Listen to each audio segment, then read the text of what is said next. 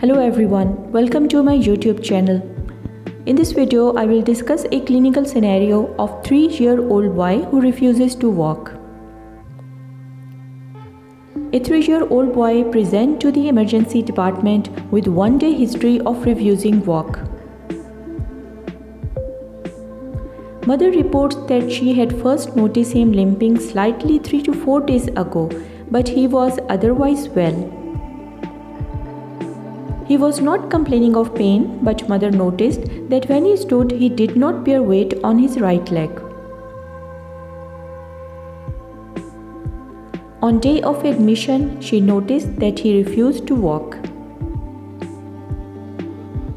She denies a history of bite or specific trauma, but she does admit that he is always running into things.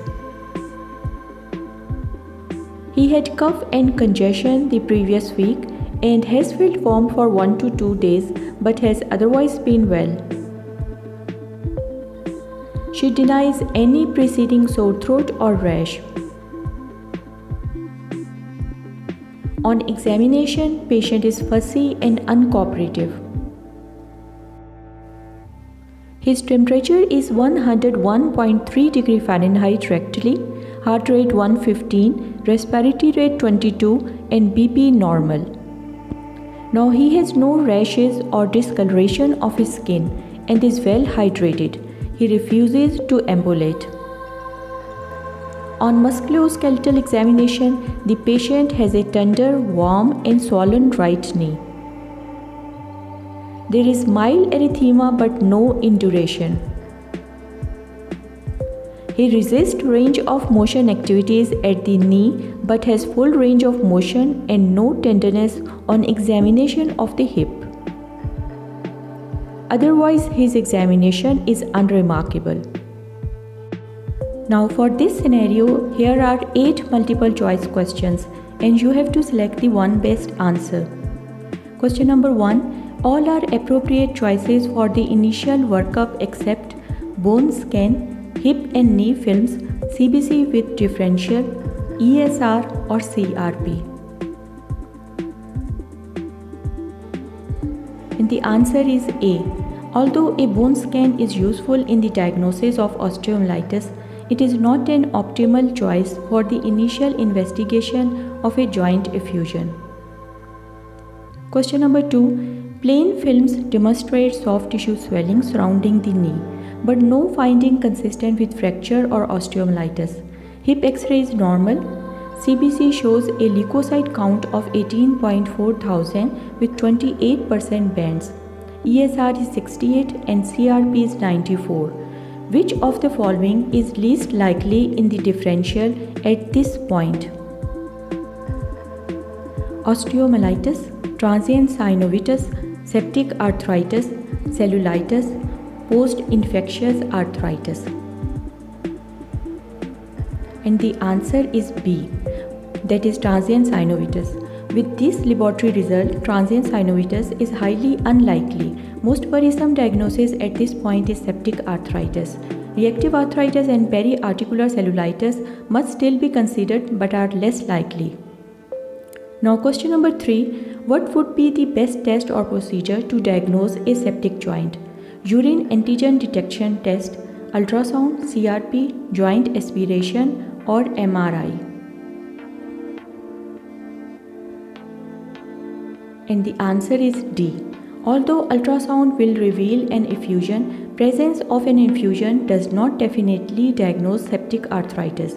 Analysis of fluid obtained from an aspiration would demonstrate a leukocyte effusion, thus differentiating it from non-inflammatory causes of joint effusion. Now question number 4. Patient ultrasound demonstrate no effusion and osteomyelitis is now strongly suspected. What is the most likely causative organism, morphology and biochemical reaction? Gram-negative bacilli without lactose fermentation, gram-positive cocci in chains, gram-negative bacilli without sucrose fermentation, gram-negative coccobacilli, gram-positive cocci in clusters. And the correct answer is E. Although all choices are causes of osteomyelitis, the most common cause is Staphylococcus aureus, that is gram-positive organism in clusters. Salmonella is common among the patient with sickle cell anemia, and Pseudomonas may be the cause following puncture wounds. Question number 5. Which of the following is most specific method for confirmatory diagnosis of osteomyelitis? MRI, conventional radiograph, bone scan, needle aspirate of the bone, or CT scan? And the correct answer is D.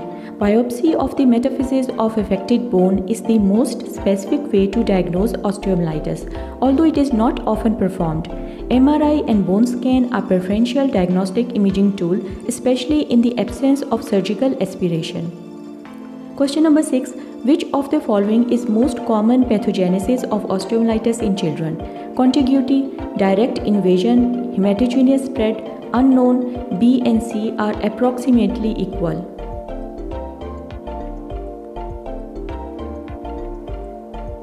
And the correct answer is C. Hematogenous spread is the most common pathogenic mechanism in children. Vascularization of the metaphysis allows for bacterial seeding of marrow cavity. Inflammation ensues and increases intraosseous pressure, which in turn hampers the normal bone circulation. This can lead to necrosis and potential spread of infection to the epiphyses and the joints. Now question number 7. All of the following are complications of osteomyelitis except fracture, septic joint, subperiosteal abscess, leg shortening, or all of the above. And the correct answer is E. All of these are potential complications of osteomyelitis. Septic arthritis can result from contagious spread. Hyperemia around the area of inflammation can lead to leg lengthening, and proliferating cartilage can lead to leg shortening. Fractures can result from local destruction. Now question number 8. Knowing the likely pathogen for the osteomyelitis. In a region where methicillin-resistant Staphylococcus aureus isolates are common, what would be an appropriate empirical therapy?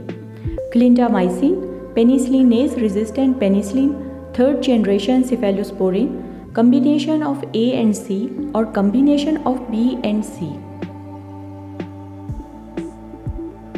Answer is A. Although all choices would provide some coverage for Staphylococcus aureus, it is important to cover most important etiologies and resistant organisms well. In a region that have a high prevalence of methicillin-resistant Staphylococcus aureus, vancomycin or clindamycin would be appropriate agents. Cefotaxime or ceftriaxone might be reasonable addition if a patient has sickle cell anemia, because Salmonella osteomyelitis can occur in these patients as well as Staphylococcus aureus.